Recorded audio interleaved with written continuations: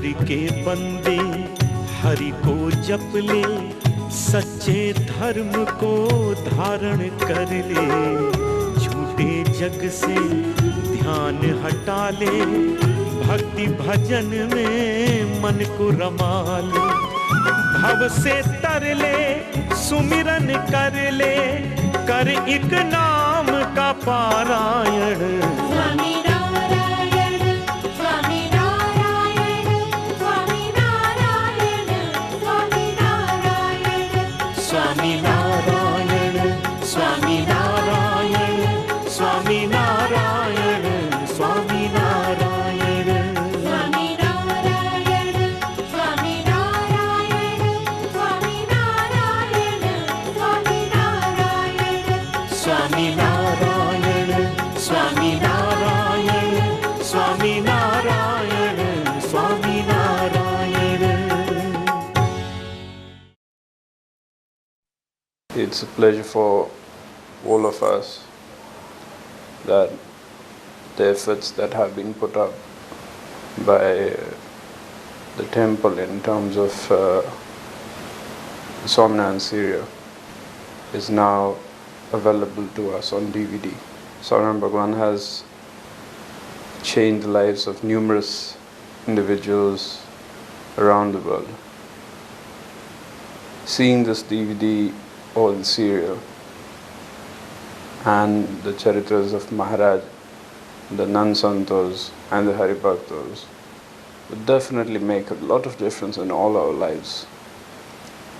I'd like to wish all the best for you to view this DVD, especially very helpful to the children to know our culture, tradition and our sampradaya. I wish you many best wishes for all your life and make this Swaminarayan Sampradaya, Swaminarayan Bhagwan evolve in our lives, in our hearts. जय श्री स्वामी नारायण। पहचाना मुझे? कैसे पहचानेंगे? मैं आपके साथ साथ चलता रहता हूं, युगों से चलता आया हूं, चलता रहूंगा।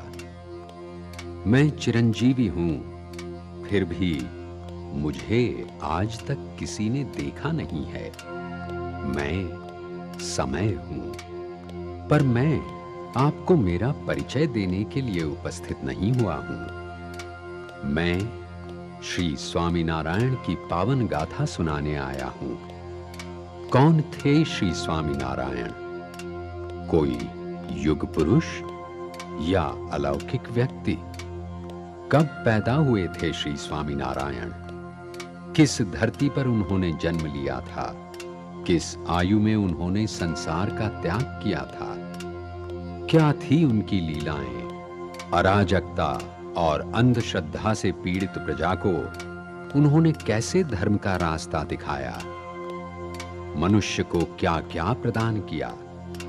इन सारे प्रश्नों के उत्तर के रूप में मैं यहां उपस्थित हुआ हूं। भगवान श्री स्वामीनारायण के जीवन चरित्र को सुनाने का ये मेरा विनम्र प्रयास है। जय श्री स्वामीनारायण।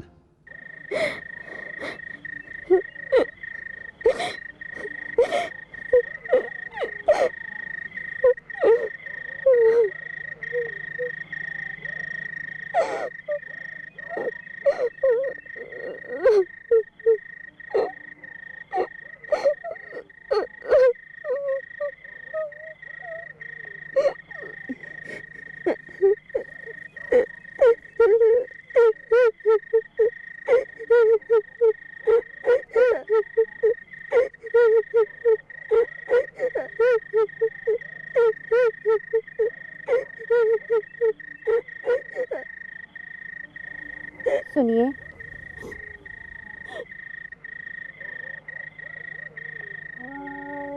कौन है आप?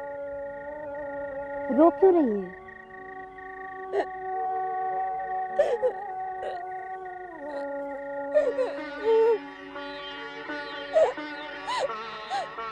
मैं रो रही हूँ क्योंकि मेरी हंसी हर ली गई है।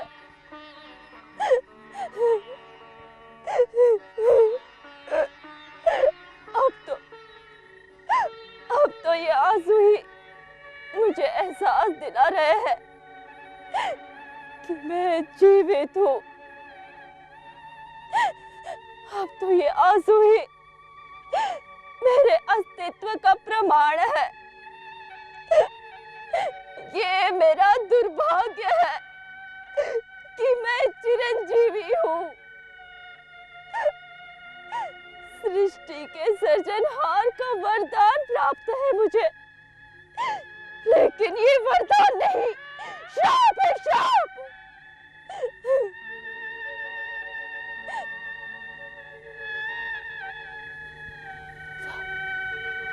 वो मिला आपको?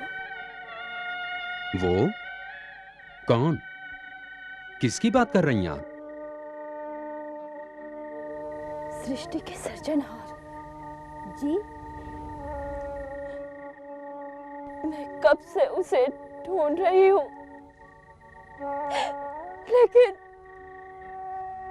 लेकिन वो कहीं दिखाई नहीं दे रहा है। अब वही तो है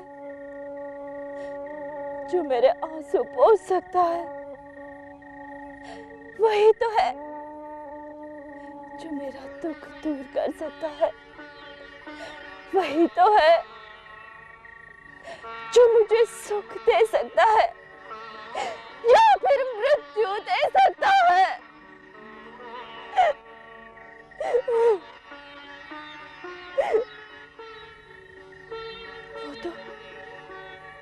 वो सबको देख सकता है, सबको दे सकता है। वो तो सर्वव्यापी है, सबको देख सकता है, लेकिन खुद नहीं दिखाई देता, कहीं नहीं दिखाई देता। क्यों नहीं दिखाई देता? कब आएगा वो, कब आएगा? वो बताता क्यों नहीं कि वो कब आएगा? परंतु आप कौन हैं? मुझे नहीं पहचाना? मैं माँ हूँ, माँ, धरती माँ।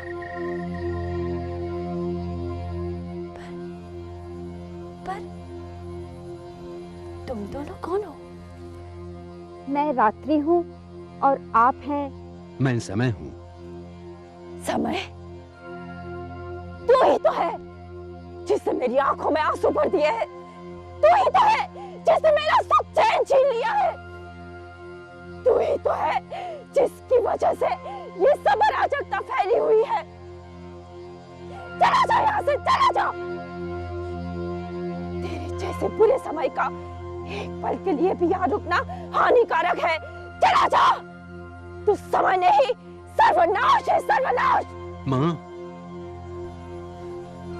तू देखना चाहता है, देख सकेगा तो देख।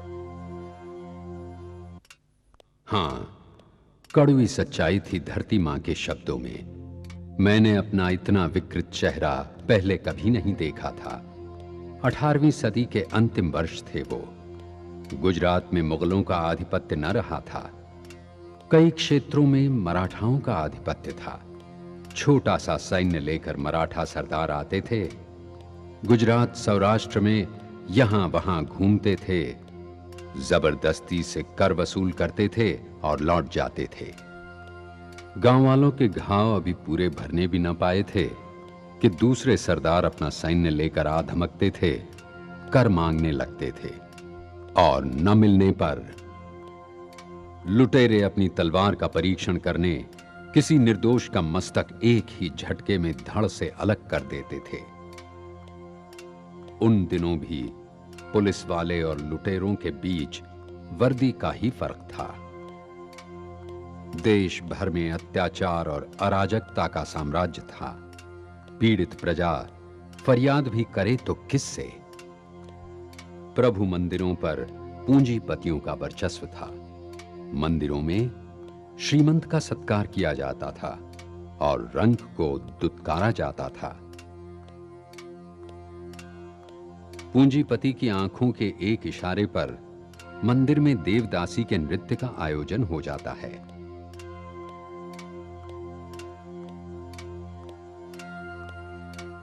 मद्यपान और मांसाहार का बंदोबस्त हो जाता था।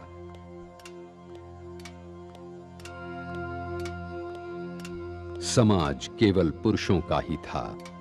औरतों के अनादर, उनकी अवहेलना, उन पर हो रहे अत्याचार का मैं साक्षी था। औरतों को अक्षर ज्ञान से वंचित रखा जाता था। उन दिनों बाल विवाह का भी रिवाज था। पति की मृत्यु होने पर औरत को घर के किसी अंधेरे कोने में धकेला जाता था। रूखा सूखा भोजन ही प्राप्त था उसे। पुरुष को एक से अधिक विवाह करने की स्वतंत्रता प्राप्त थी। तो कई राज्यों में सती प्रथा थी। तो कई राज्यों में पुत्री के ऐसे भाग्य के डर से माता पिता पुत्री का जन्म होते ही उसे दूध पीती कर देते थे, यानी नवजात कन्या को उबलते दूध में झोंक दी जाती थी। और इस प्रकार संपूर्ण आहार दूध संहार का साधन बन जाता था। और भोली प्रजा की पीड़ा बढ़ती चली जा रही थी। प्रजा की समझ में नहीं आ रहा था कि क्या सत्य है और क्या असत्य। इस दलदल से बाहर निकलने का प्रजा का प्रयत्न उसे और अधिक अंदर की ओर खींचता चला जा रहा था।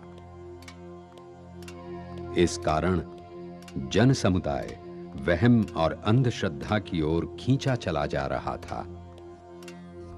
वामपंथियों का बोलबाला बढ़ता जा रहा था। श्रद्धालुओं की पूजा प्रार्थना में जल, दूध, शहद, घी और दही का उपयोग किया जाता था, तो वामपंथी अपनी पूजा में रक्त का उपयोग करते थे।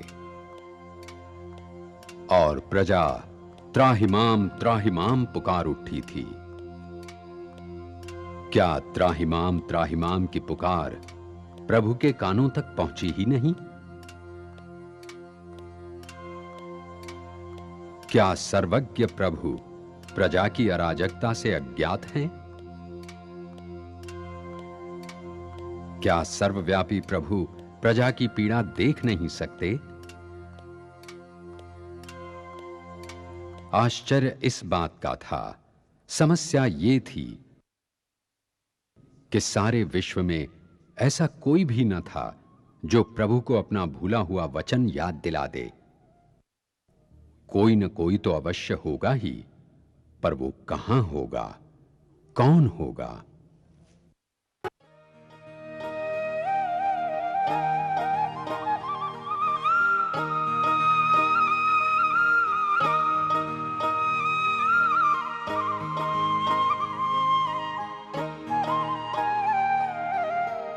कृष्ण हरि हरि कृष्ण मनोहर, कृष्ण हरि हरि कृष्ण मनोहर, कृष्ण हरि हरि कृष्ण मनोहर, भजते नर उर धारी रे।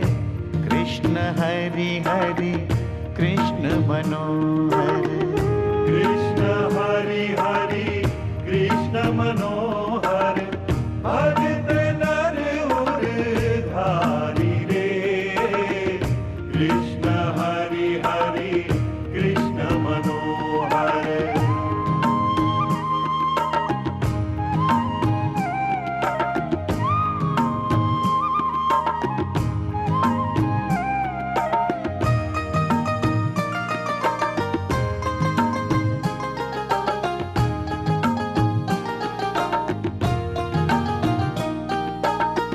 शेष शारदा पार न पार,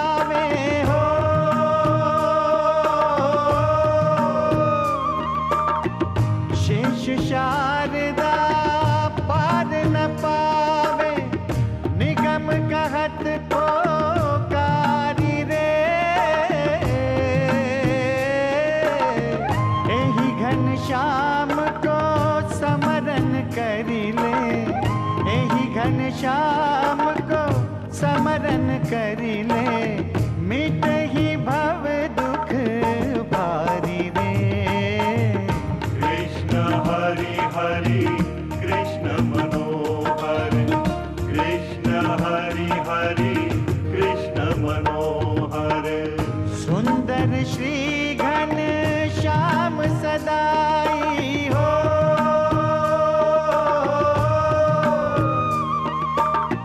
सुंदर श्री घन श्याम सदाई शरणागत सुखकारी रे।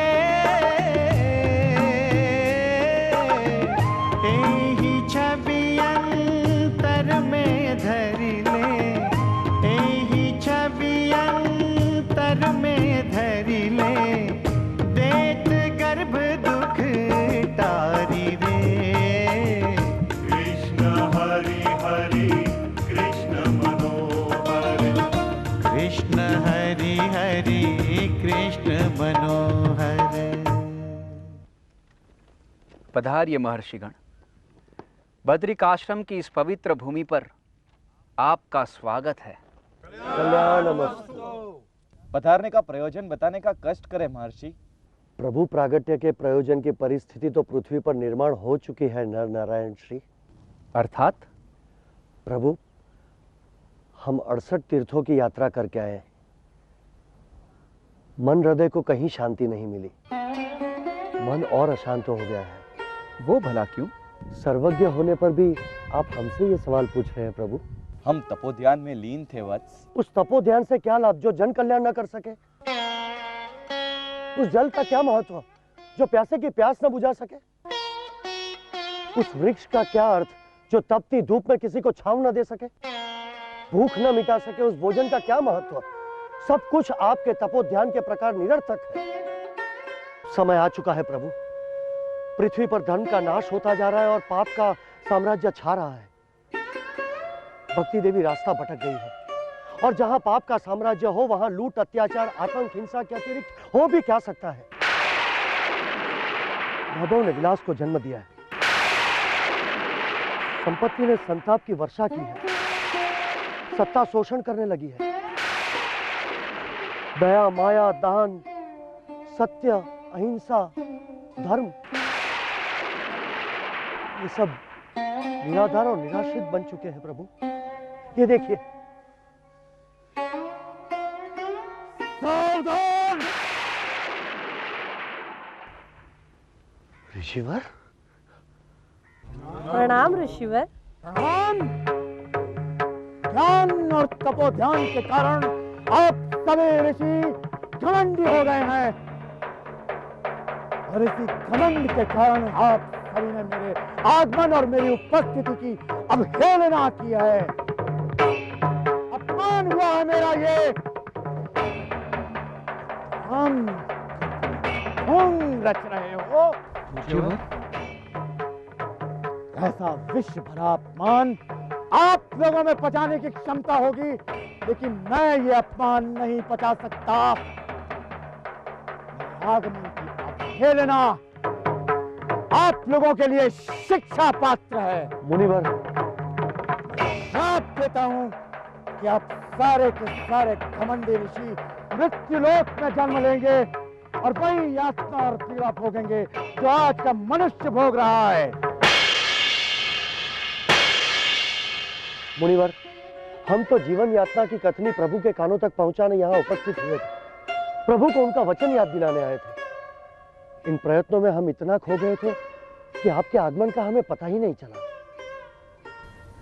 आपका क्रोध उचित है मुनिवर, परंतु शुभ कार्य करने के उद्देश्य से आने वालों को यदि यह शाप भुगतना पड़ा तो आज के पश्चात कोई भी इस विषय में सोचेगा भी नहीं।